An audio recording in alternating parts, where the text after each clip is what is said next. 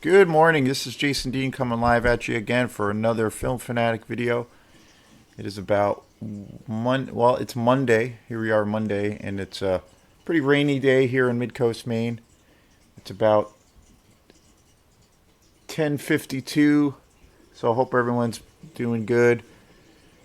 Again, I want to thank people commenting more and more on the videos. That's been happening a lot, and that's been awesome. Kind of almost at a daily thing or daily basis. So super fun, super cool.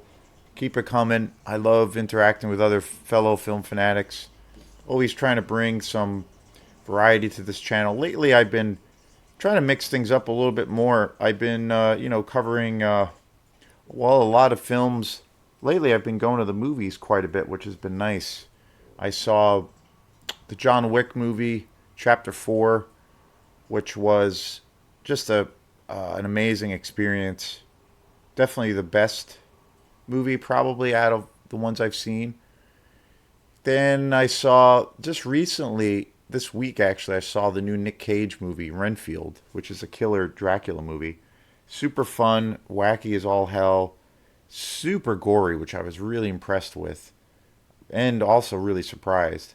And then the other day, I saw the new Evil Dead Rise movie, and I was really impressed with that too. I thought it really had a cool kind of shift in, the for the franchise as far as, and it's definitely a standalone movie in the Evil Dead franchise.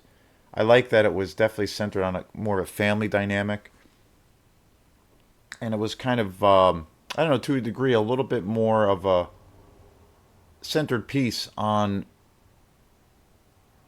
more of just a family, and it felt like there was, even to a degree, it was centered on less characters, and it was interesting to see where it would go.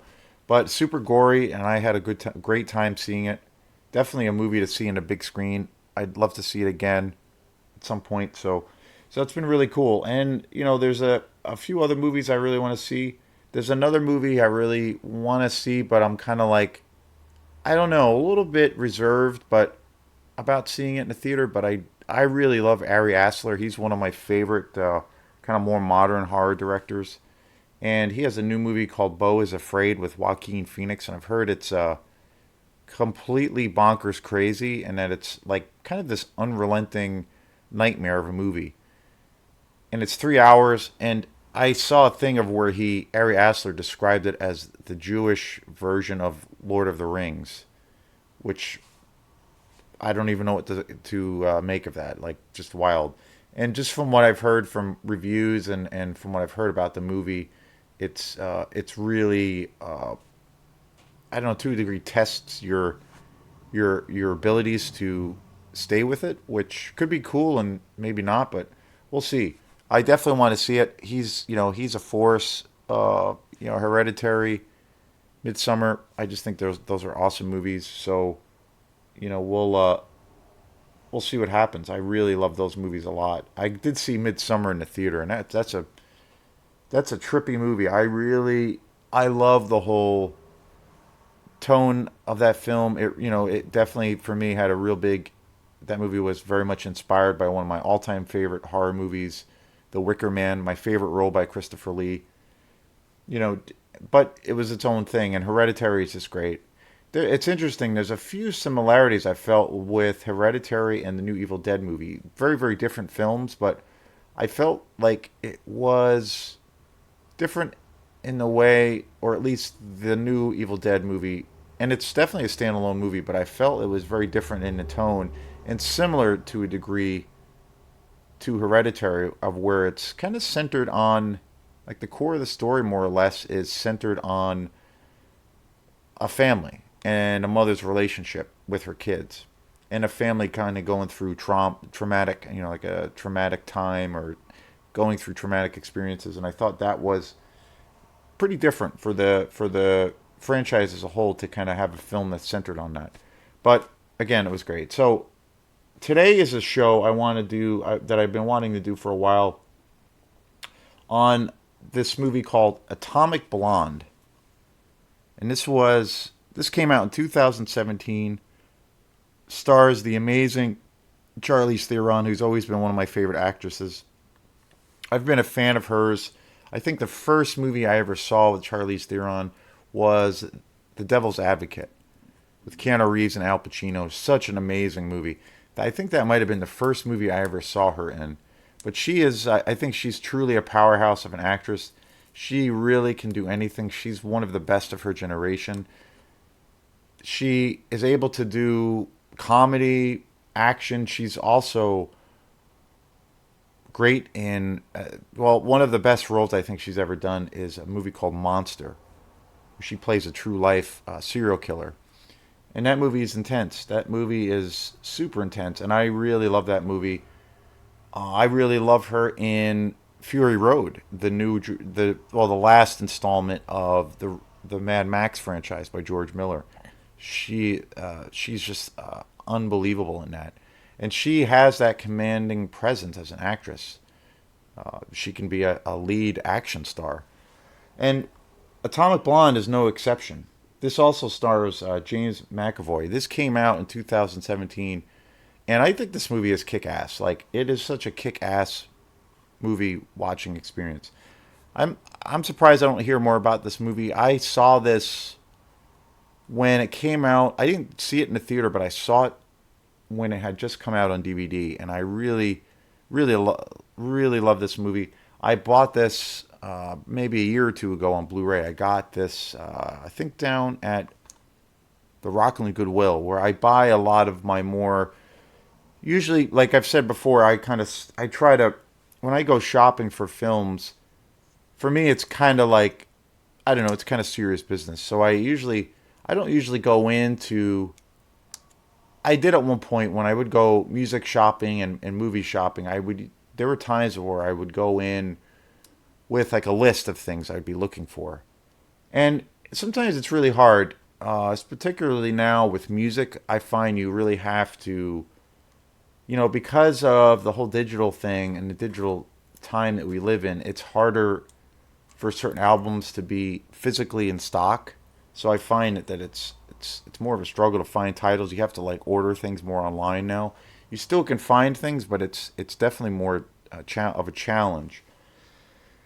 So, and then the other thing I found was like going to check out movies when I go to Bull Moose or whatever. I would just I just really started to realize how much I just love going into that space and of discovery, where I would just come across these movies that I grew up watching, or movies that I always, or first time viewing situation, and I would just go into a cold and buy things.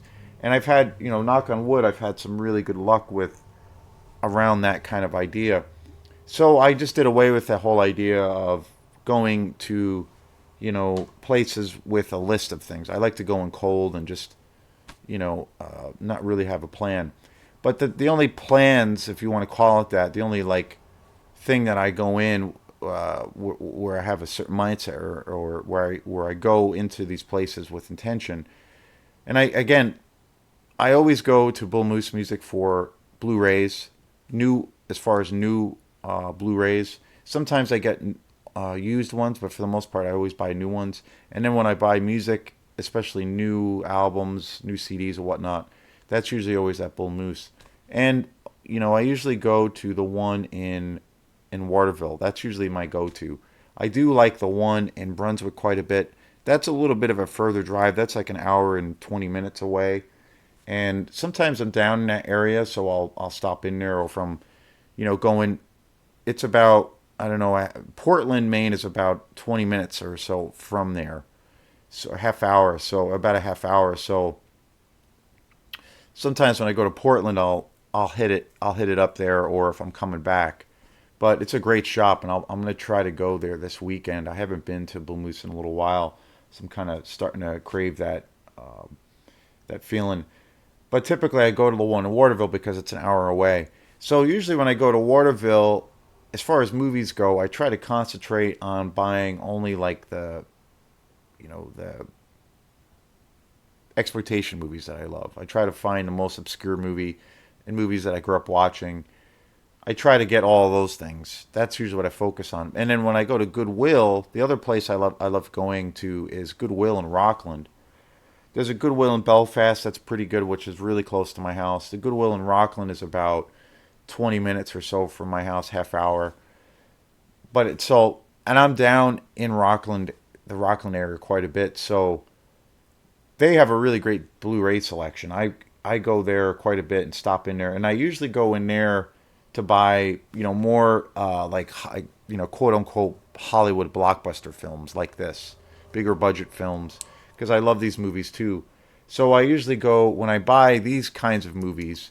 I've like gotten most of my Marvel collection through there.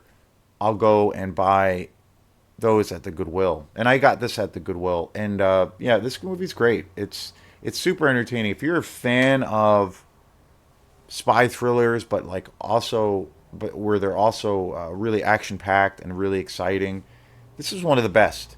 And the thing that I love about this movie is the time period. It's kind of a period piece. It takes place in the 80s. So the whole design and the aesthetic for this film is like in a time you're in a time capsule in the 80s.